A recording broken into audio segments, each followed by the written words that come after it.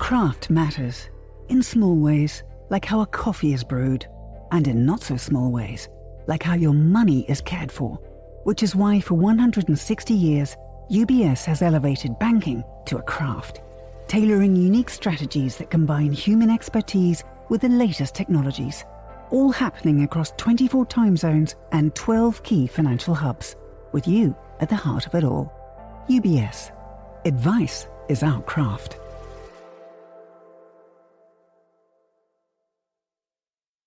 You're listening to The Globalist, first broadcast on the 30th of December 2025 on Monocle Radio. The Globalist, in association with UBS.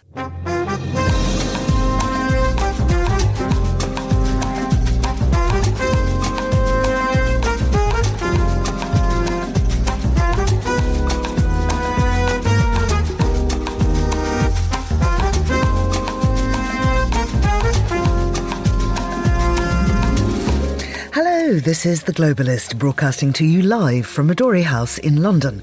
I'm Georgina Godwin. Over the next 30 minutes on the show ahead...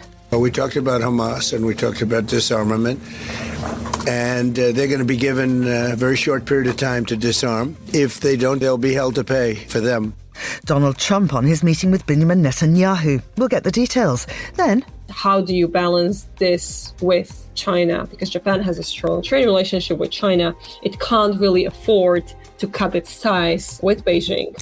We'll have a view of the security situation in Asia for 2026, a rustle through the front pages, and a roundup of news from the Nordic region. All that right here on The Globalist, with me, Georgina Godwin.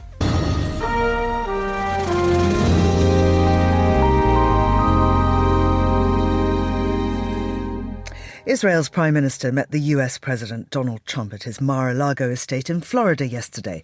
It's Bibi's sixth visit to the US this year, and it comes at a time when the second phase of the Gaza ceasefire has stalled, and amid concerns that Israel could expand the war, either with Lebanon or through confrontation with Iran.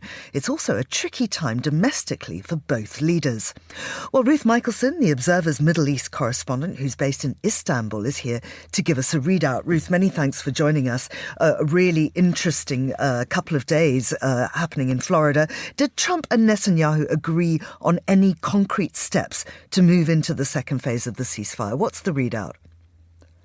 Well, I mean, in a word, no, nothing concrete came out of this. And despite the whole purpose of this meeting was that Netanyahu was supposed to go all the way over there to Florida.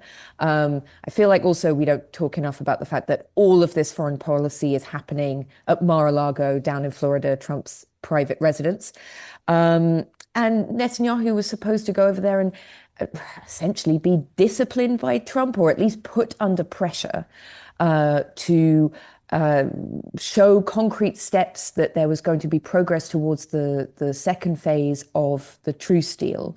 And we've certainly seen in recent weeks that US officials have had meetings about, for example, the International Stabilization Force that's meant to oversee Gaza. They had a meeting with over a dozen countries in Qatar, in Doha. There were also meetings between Qatari and Turkish officials and Steve Witkoff, also in Florida. So there's a lot of preparation on the US's side, and this was all meant to lead up to the idea that Netanyahu would go over there and there would be some push to have these tangible outcomes. And instead, what seems to have happened is that he goes over there, figures out exactly how to flatter Donald Trump in the way that Trump wants to hear, gives him this the Israeli Peace Prize, and Trump comes out of the meeting and essentially says, well, there's nothing substantive has been agreed here, but then echoes a number of points, including about potential attacks on Iran, talking about instead the need for Hamas to disarm rather than talking about how to move forward as part of this second phase, and saying essentially about Israel, well, we don't agree 100%, but look how great friends we are. And so essentially what's come out of this is that Benjamin Netanyahu has gotten absolutely everything that he could possibly want from this meeting. And I guess in Trump's view, he himself lives to fight another day. I mean, Trump was quite strong on Hamas, though. What exactly did he say? Well, Trump essentially, when talking about Hamas, said that there would be huge pressure on Hamas to disarm, and then seemed to imply that there would be other countries in the region that would push Hamas to disarm, which there seemed to be some confusion over the nature of the International Stabilization Force. So Trump classically fuzzy on the details there. But in the end, this pressure on the idea, or Trump's sort of drawing focus on the idea that it's Hamas that needs to disarm, not Israel that needs to make progress or concessions, is exactly the kind of framing on the second stage of the deal that greatly benefits Benjamin Netanyahu, and it benefits what he's done so far, which is essentially to stall and to buy time, and that there hasn't been progress on the deal that Donald Trump has called peace in the Middle East. And despite the fact that, this whole meeting was supposed to be about pressure on Netanyahu, we just didn't see any of that in effect. It was only pressure on Israel's enemies in Netanyahu's vision of things. It's pressure on Hamas to disarm, which Hamas have said and said again yesterday that they're not necessarily willing to do. And then Trump also started talking about the potential for another attack on Iran. And then also started talking about Iranian ballistic missiles, which again, classically fuzzy on the details there. And what about Lebanon? Is that an issue? Well, I mean, it's certainly an issue for the people of Lebanon, where, Trump has, we haven't seen a lot of pressure from the White House for Israel to stop the regular attacks and bombings on southern Lebanon. And instead, there's been a lot of talk about Hezbollah's disarmament and what needs to be happening in terms of pressure from the government in Beirut. Trump, again, in terms of talking to Netanyahu yesterday, it didn't exactly say that, Israel needs to curb regional ambitions in Lebanon, in Syria, or anything like this. He focused very much on Israel's perceived enemies. And so, again, this is a framing of the entire region that is immensely beneficial to Benjamin Netanyahu, and also Benjamin Netanyahu's expected re-election campaign, which is about to happen in 2026. I mean, because obviously it's not in his political interest, really, for the war to end with that election coming up and his corruption trial, his falling poll numbers and so on. You mentioned Syria, and I'd just like to look at that, and Turkey, because both came up for discussion. Is there any realistic path to Turkish involvement in Gaza security, given, as we know, that Israel opposes that? Well, we've seen in recent weeks there have been growing reports that the Israelis might be willing to shift on this issue, or at least there has been some discussion that because of Turkey's willingness to be part of the International Stabilization Force, that other countries might try and pressure Israel into accepting this more broadly.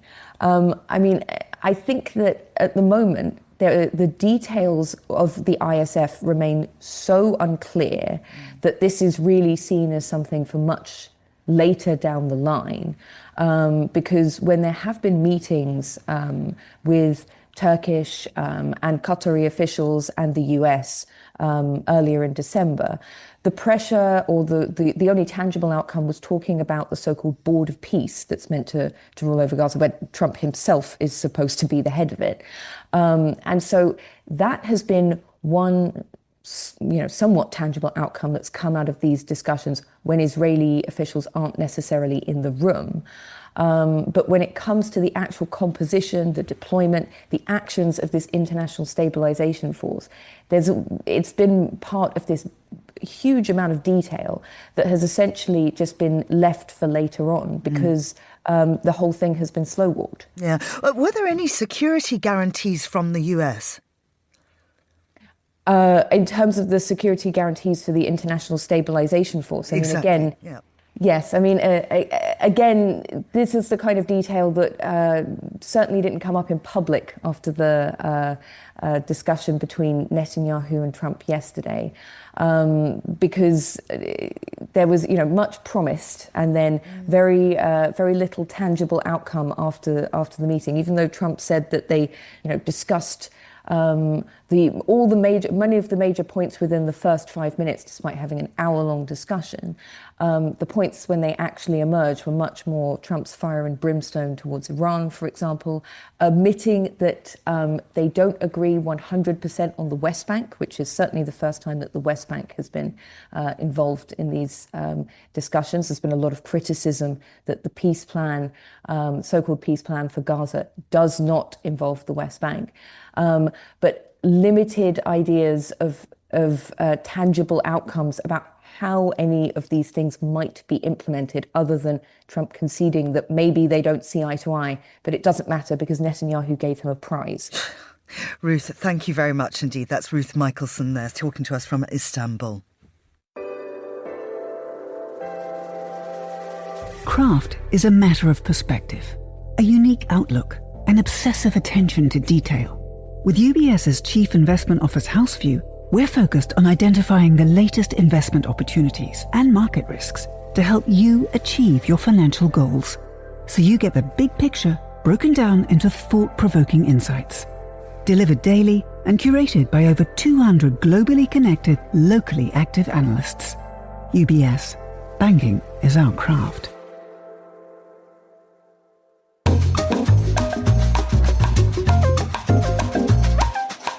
Now, here's what else we're keeping an eye on today. Ukraine has denied Russian claims that it launched a drone attack on one of President Vladimir Putin's residences, calling the accusation a fabrication designed to sabotage peace talks. President Volodymyr Zelensky accused Moscow of using the claim as a pretext to harden its negotiating stance, as both sides continue US-brokered discussions on ending the war. Brazil's jailed former president Jair Bolsonaro has undergone a second medical procedure in 3 days to treat chronic hiccups. Doctors say his condition is stable as the far-right leader continues serving a 27-year sentence for plotting to overturn the 2022 election. And chart-topping K-pop group New Jeans has lost one of its members after its record label terminated Danielle Marsh's contract. The move follows a bitter legal dispute between the band and its agency, leaving fans furious and casting doubt over the group's future as a 5-member act. This is The Globalist. Stay tuned.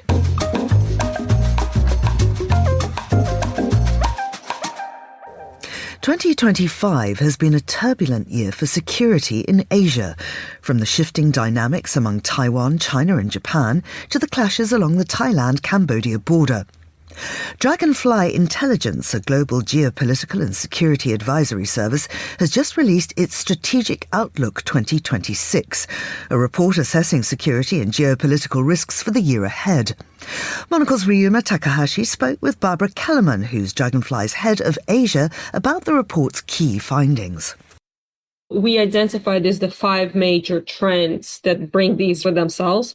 I think the first one really, it's an issue that we're seeing globally, is this erosion of restraint and the rise of hard power. In fact, all this is because military coercion is displacing multilateral diplomacy globally as a form of statecraft. And I would point to maybe the conflict between Cambodia and Thailand as a good example of this. It's not something that happened for the first time, but it kind of just indicates this world where, countries use hard power as opposed to diplomacy. In Asia, we do have these flashpoints that we're monitoring, such as South China Sea, Taiwan Strait, for any type of potential disruption. So this is something very high on the list. Another trend that we also elaborate on is this geoeconomic weaponization and supply chain fracturing. And Asia will be particularly exposed to this due to its, exposure to supply chains, both when it comes to the US, but also China. So it's kind of caught between a rock and a hard place. One last thing I would mention here is we do see these deals being closed with the US, South Korea, Japan. So there is a strong alliance building on that front. But at the same time, all these countries have a very important relationship with China. And I think this is something that will come under a scrutiny and much more under pressure in 2026 and beyond, because naturally there's going to be a form of balancing, which I think it will be very delicate act and difficult to pursue. Thank you very much. So when we talk about the trends you mentioned and the security risks in Asia, The first thing that comes to mind for many of us is the relationship between Taiwan and China. So how do you see the geopolitical outlook for this area going forward? I think what is the major risk right now is just this international attention and countries taking steps that have a potential to push China to a more assertive response. And I think that's to extent to what we're seeing in the region happening. Another issue, I think, is also the authorities in Taiwan. So Taipei has taken a lot of steps over the past year that has led to a strong response by Beijing. And I think that this is raising likelihood of some type of crisis akin to that we saw during Nancy Pelosi's visit to Taiwan. You know, you imagine like large military exercises that are a huge concern for businesses because even though they do not result in a military conflict, they do disrupt shipping and operations. And Taiwan Strait being one of the vital shipping lines globally, it does cause a lot of concern, and firms and businesses naturally deploy a lot of resources when it comes to planning. So do you think there is a real possibility that Beijing could attack or take military action against Taiwan or carry out some form of invasion in 2026? I think, probably the most difficult issue is, one thing is trying to guess the timeline. The other issue is also, what are we talking about when we're talking about attacking? China has made it clear that I don't think that the military solution is their preferred way of bringing Taiwan under control. So what the way we approach things is kind of like you're looking for indicators that something like this might occur. I think like right now, the capability for China to mount a major complex operation is increasingly there. So from that perspective, that risk has definitely risen. But I think that there would have to be a very pressing reason why would Beijing want to do something like that. I don't see that reason right there currently. As such, I think that scenario is still quite unlikely. Thank you. Yes. So I think Japan's play an important role in balance between China and Taiwan. So as we look ahead to 2026, how do you see the tension between Japan and China developing? And do you think there is any real risk to Japan's own territory, including Okinawa and Southern Islands? I guess in a way it is what we're seeing right now is a good example when it comes to the current spat with China.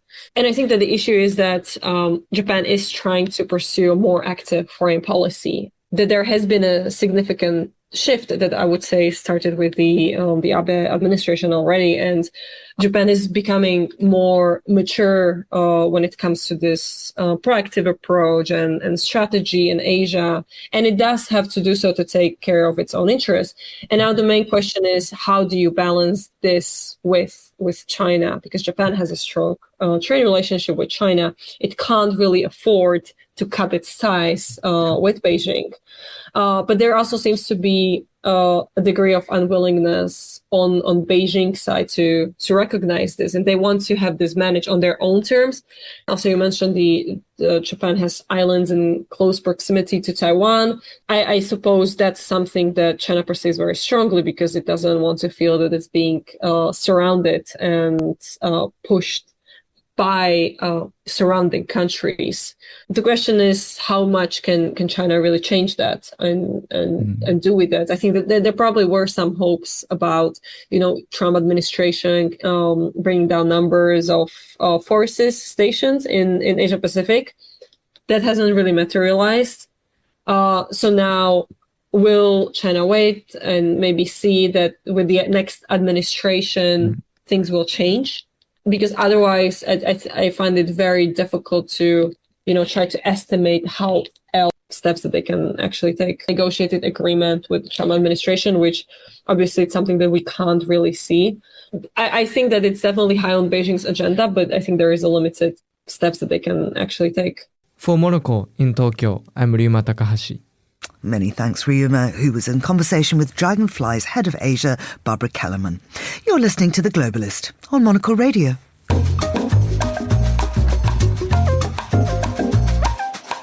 Well, it's time now for us to have a look through the newspapers, and joining me to do so is Zoe Grunwald, who is the Westminster editor at The Lead. Good morning to you, Zoe. Good morning. We're going to start off with this story about Alaa Abdel El Fattah. Now, he is the British Egyptian who was jailed by the Egyptian government. He's been returned to Britain, but some historic tweets have come out which have been very upsetting. Tell us more. Yes, that's correct. So Abdel Fattah, as we know, was released from prison in Egypt. He spent most of the last decades behind bars for political activism and being repeatedly detained. He was freed earlier this year, and last week he flew back to Britain after his travel ban was lifted and reunited with his family. But since his return, historic social media posts he'd done have emerged from about 2010, in which he appeared to endorse violence and make offensive remarks about groups including Zionists, police and white people. He has since issued a public apology, but politicians here in the UK from the Conservatives and Reform are calling for his citizenship to be revoked or for him to be deported. And now the government has come out and said there is no legal grounds for doing so. They cannot strip his citizenship unless it was obtained by fraud or the individual is a dangerous criminal or terrorist. And I think what's important about this is how politically charged citizenship has become as an issue here. It used to be something that was reserved for an extraordinary power. You know, if you were charged on terrorism or serious national security threats, not for offensive or extreme views.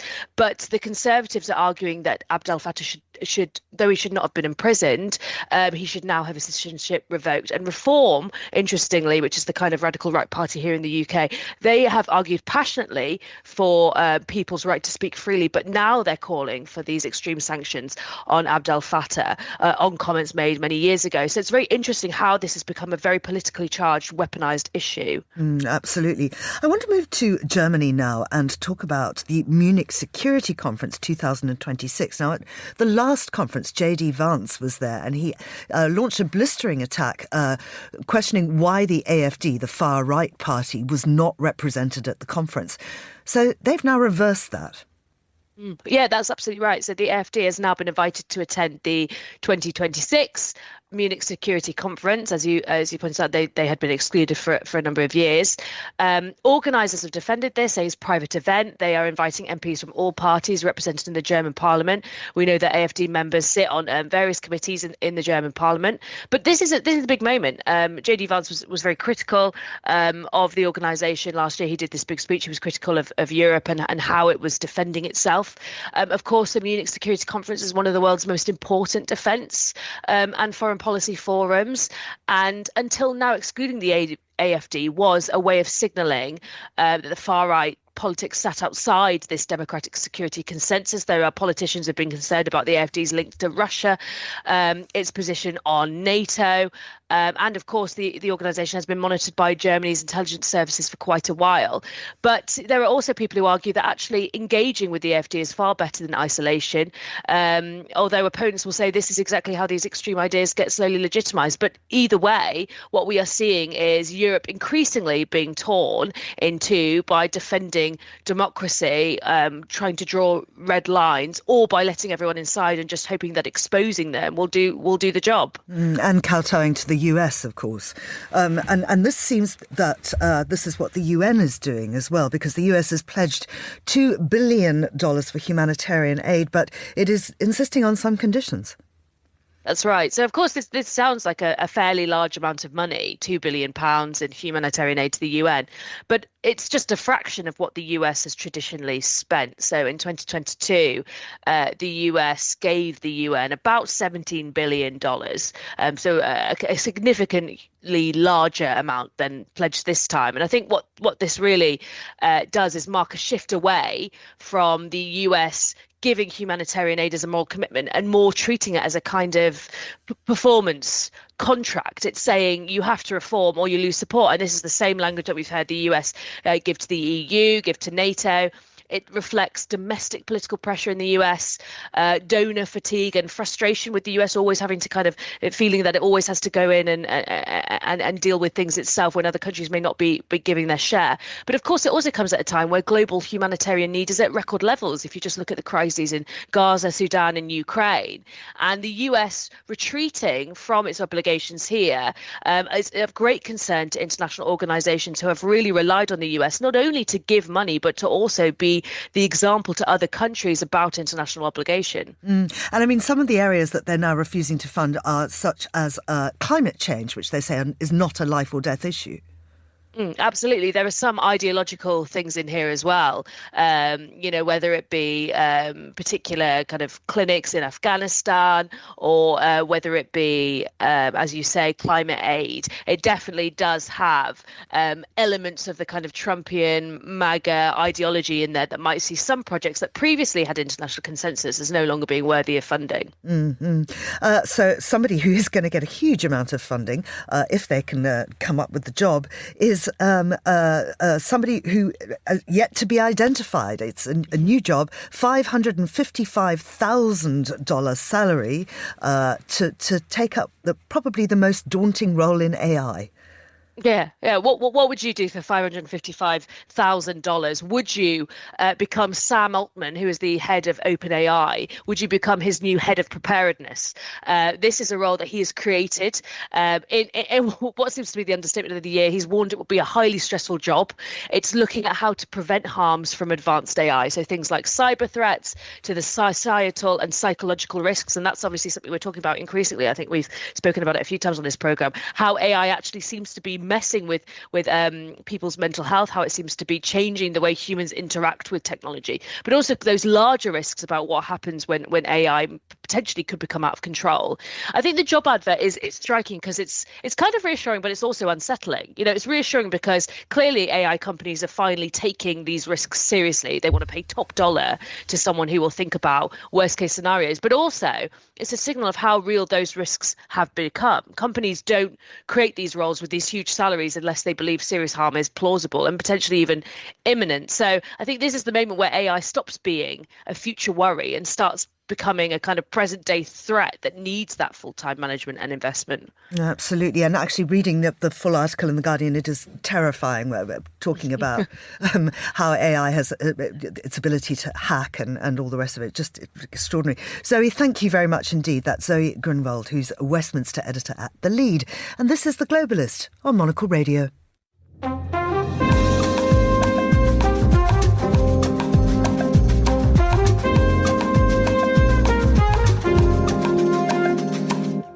Now we are going to get a roundup of news from the Nordic region, and Petri Burtsoff is Monaco's Helsinki correspondent. Petri, I understand we're quite lucky to have you on the line at all because there have been huge storms in Finland. Hundreds of thousands of people have been left without electricity. Good morning, Georgina. Indeed, it's luckily looking out the window today, beautiful snowy winter's day, but yesterday and a couple of days before that, a massive winter storm in Finland called Hannes. In Sweden, they called this, of course, because it hit the whole Nordic region, they called it Johannes, and basically just caused power outages. In Finland, it was 180,000 homes without electricity, and I believe still yesterday there were tens of thousands of customers still without power in Finland. It also caused, transport disruption, especially in, this is the sort of the boom season now, holiday season for Lapland. So we've saw at airports in cities like Rovaniemi, Kittilä, Ivalo, flights cancelled, people having to sleep at the airports, even queuing outside for hours in very cold temperatures. And there was this quite frightening videos actually of planes, the bravest pilots actually landing the planes, but then it was so windy that they were just basically brushed off the runway into the forest. And lots of falling trees and sort of people across the Nordics checking their neighbors at their summer homes that is the house still there or has it flown away. But massive storms. We're not used to this hurricane force winds in this far up north. Let's turn to Denmark because they're going to stop letter delivery and get rid of mailboxes. Yes, Georgina, today is the day. The final letter will be delivered, at least by the state-owned postal operator, using traditional postal boxes. We heard about this decision a couple of months ago, but today is really the final day, and sort of marks the end of over 4 centuries of traditional letter mail in Denmark. And you know, this obviously follows. I mean, not everybody likes the decision. A lot of people like sending Christmas cards and things like that, but you know, there's been a massive sort of downward trend in demand. So I believe it's you know, letter volumes are down by more than 90% since 2000, and people have just moved to digital communication. But you know, good news is people will in Denmark, Danes will still be able to send letters using alternative private carriers, but just not the state postal service anymore. And the iconic red boxes will be removed from the streets. Oh, that's really quite sad, isn't it? Yeah, I think it's super sad. I mean, it's again, as I said, you know, 4 centuries of traditional mail. Of course, the world changes and you go digital, but you know, there is still demand. People still, I know in Denmark, in Sweden, in Norway, in Finland, people do send mail as well. It's not completely dead, and especially Christmas time, you know, Finns send hundreds of thousands of Christmas cards by traditional mail, and I just cannot believe that this would be a massive cost. But again, you know, it's easy for me to say, but yeah, this makes me sad. Finally, let's have a look at why Sweden wants travellers to embrace boredom. What's this all about? Yeah, this is Sweden is really taking on a novel approach to winter tourism marketing. Let's put it that way. They have this campaign. They invite visitors to visit the Swedish Lapland, and they just tell the visitors that to slow down and embrace boredom. That's what it says here. So basically, they you know, instead of having these packed itineraries of husky safaris and what you can, you know, downhill skiing and all of that, they just say, come to Sweden, enjoy a long walk in the nature, do some stargazing, and don't do anything at all. That's what a good holiday is about, according to Visit Sweden. Well, it sounds like utter bliss to me, I must say. Exactly. But quite clever marketing, actually, because that's also how you stand out. Because you know, Finnish Lapland is completely different. You know, have millions of people traveling there, and it's really booming. And then, you know, if somebody wants to avoid sort of all the crowds and go to Sweden and take it easy and just sort of read and take long walks, I like the sound of that. Petri, have a happy new year, whatever you're doing, whether it's action-packed or you are just taking it easy. Thank you very much indeed. And that's all for this edition of The Globalist. Thanks to our producers Anita Riotta and Monica Lillis. Our studio manager was Elliot Greenfield. And after the headlines, there's more music on the way, and The Globalist will return at the same time tomorrow. I'm Georgina Godwin. Goodbye, and thanks for listening.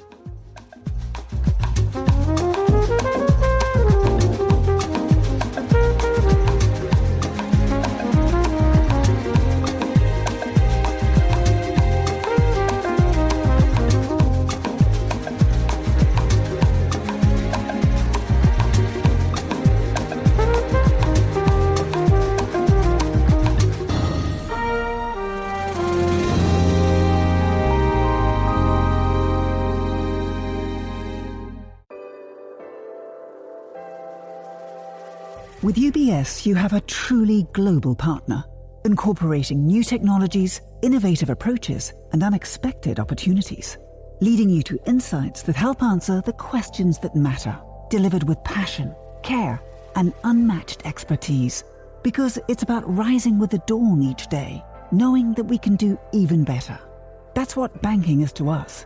Not just work, but a craft. UBS. Advice is our craft.